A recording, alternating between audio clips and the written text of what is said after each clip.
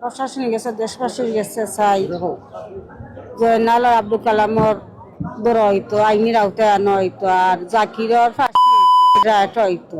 কার্যকারণী বিচারটা চাই আমরা, সুষ্ঠুটা বিচার আর কিচ্ছু চাই না। বিচার আছে, তার বিচার চাই। আর তার ভাই যোগ্য ধরা হইতো, আইনির আওতায় আনা হইতো।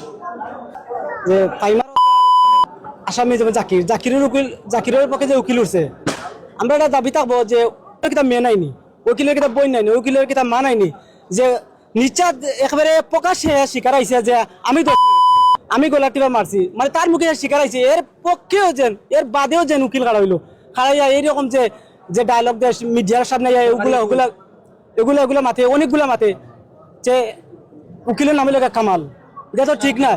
শাহ কামাল, এগুলো তো ঠিক নাই। তুমি জানো তোমার উকিলে যে তোমার পক্ষের যে জাকির, হে ডাইরেক্ট হয়েছে এটা বাদে গোলা টিপা মারি মারছি। এর পক্ষেও যে আপনি খেলা হইন, কিতা বললে খেলা হইন? আপনার কি মেয়া নাই? আপনার কি বই নাই? আপনার কি মেয়ে নাই? একটু আপনার বিবেক নাই যে আপনি যে খেলা হইলে তার পক্ষে আবার কি একটা বেটাগিরি দেখাই রায়, কৌটো বেটাগিরি দেখা, বারে মিডিয়াশন বেটাগিরি দেখাই রায়। আপনার কিন্তু কমন সেন্স থাকার, আপনার কি একটু কমন সেন্স থাকা দরকার যে আমি যে খেলা হইলাম, কিতা বললে খেলা হইলাম। এমনকি আমার ভাই নিজে দেখছেন যে আসামির পক্ষে থাকি যে টেকা খাওয়ার, আমার ভাই নিজে দেখছেন যে আসামির পক্ষে থাকি টেকা খাওয়ার, টেকা খাইয়া এই যে 3-4 সপ্তাহে একটা মাত নাই। গত রবিবারে দেখছেন আমার ভাই যে আসামির পক্ষে থাকি টেকা খাওয়ার, এমনকি বিকাশ নাম্বার দেওয়ার। গত মঙ্গলবারে যে মাত, যে বয়ান বুঝা গেছে যা মানে কোনো বাসাও নাই, মিডিয়ার সামনে আইয়া টেকা খাইয়া গলার জোর বাড়ি গেছে। তাইনোর বিবেক থাকা উচিত। আমার ঘরে মেয়ে আছে, আমার ঘরে মা আছে। আসামির পক্ষে ডাইরেক্ট প্রকাশে কার্ড দেওয়া হয়েছে। আমার ভাই দেখছেন যে তার কার্ড হারাইয়া যাব, যে উকিলে কার্ড দিছে জাকিরের যে বড়াইয়া, আমার ভাই নিজে দেখছেন যে গত রবিবারে। এবং কি আসামি যে এই যে উকিল যে খেলা হইলো জাকিরের বিষয়ে, তাই কিতা বলে খেলা হইলো, তাইনো একটু বিচার চাই। আজকে আমরা এই পর্যন্ত মোট 17 জন সাক্ষী মাননীয় আদালতে উপস্থাপন করে সাক্ষ্য প্রদান করেছি।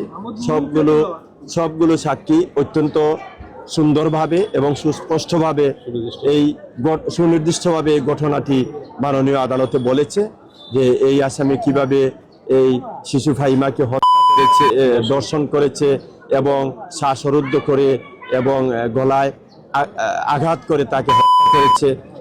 লোমহর্ষক এই ঘটনাটি প্রতিটি সাক্ষী মাননীয় আদালতে অত্যন্ত সুনির্দিষ্টভাবে বলেছে। আমরা আশাবাদী যে আমরা এই আসামিদের সর্বোচ্চ শাস্তি পাবো। 17 জন আমার সিনিয়র বলেছেন যে 17 জন সাক্ষী প্রদান করেছেন। আরো 2 জন ভাই, জাকিরের যে 2 জন ভাই রয়েছে, যে জয়নাল এবং কালাম, এই 2টা আসামি তার ভাইকে রক্ষা করার জন্য সারা এই তারা গুম করতে সহায়তা করছে এবং তারা অদ্যাবধি পলাতক রয়েছে। আর মাননীয় আদালত থেকে তাদেরকে গ্রেফতারি পরোয়ানা জারি করা হয়েছে, পত্রিকা বিজ্ঞপ্তি দেওয়া হয়েছে, এখনো আসে নাই। আমরা পুলিশ প্রশাসনের প্রতি আশু দাবি জানাবো ওকে, ও 2 জনকে অতি দ্রুত গ্রেফতার করার জন্য। আমরা শুনতে পাচ্ছি ওনারা অন্য দেশে পলাতক হওয়ার সম্ভাবনা তারা রয়েছে। তাই প্রতিটা প্রশাসনকে বলবো যে প্রতিটা উইংসকে কাজে লাগিয়ে অতি দ্রুত এই 2টা আসামিকে গ্রেফতার করার জন্য, আদালতে সবুত করার জন্য আমরা বিনীত আবেদন জানাবো। আদালত একজন আইনজীবী মনোনয়ন করে দিয়েছে, কিছু নাই তো মানবিক বিবেচনায় কোনো আইনজীবী তার পক্ষে যায় নাই, অথবা তার ফ্যামিলি কোনো আইনজীবী ধরে নেয়, তখন আদালত একজন আইনজীবী স্টেট ডিফেন্স হিসাবে একজন আইনজীবী নিয়োগ দিয়েছেন। উনি পুঙ্খানুপুঙ্খ জেরা করেছেন।